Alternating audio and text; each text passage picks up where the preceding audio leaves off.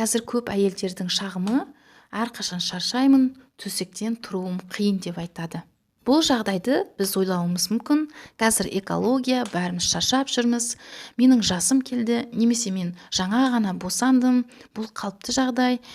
Немесе менің жұмысым ауыр, мен күнімен жұмыс істеймін, сондықтан мен шаршап жүрмін деп ойлауыңыз мүмкін. Бірақ бұл қалыпты жағдай емес.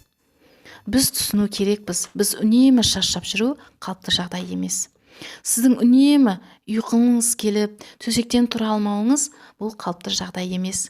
Артық салмақ немесе салмақ жеткіліксіздік те қалыпты жағдай емес. Сіздің көңіл күйіңіздің болмауы бұл апатия қалыпты жағдай емес. Шын мәнісінде өзіңіз үшін не қалайсыз? Ойлап көріңізші, осы сұрақты өзіңізге қойыңыз. Себебі сізге кез келген өзгеріс үшін энергия қажет.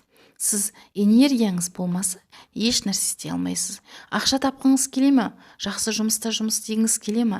Әрине, энергия қажет ол үшін. Энергия бөлінуін қалқанша 5 ғана реттейді. Сіздің энергияны көтеру үшін психологиялық курстарға қатысуыңыз, энергияны арттыратын сусындар ішсеңіз, интим жаттығулар жасағаныңыз барлығы көмектеспейді сізге. Егер көмектессе де, 1 аптаға ғана жетеді. 1 аптадан кейін сіз ішінде желі шығып қалған шар сияқты энергияңыз еш нәрсеге жетпей отырасыз. Егер сіз бұл ситуацияға сау көзбен қарасаңыз, қалқанша без қызметін жақсартуыңыз керек. Оған қажет витаминдерді бересіз. Яғни қалқанша без бізге қажет энергияны беру үшін оның бүкіл жағдайын жасайсыз.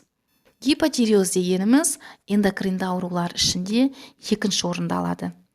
Ер адамдарға қарағанда әйел адамдарда 7 есе жиі кездеседі.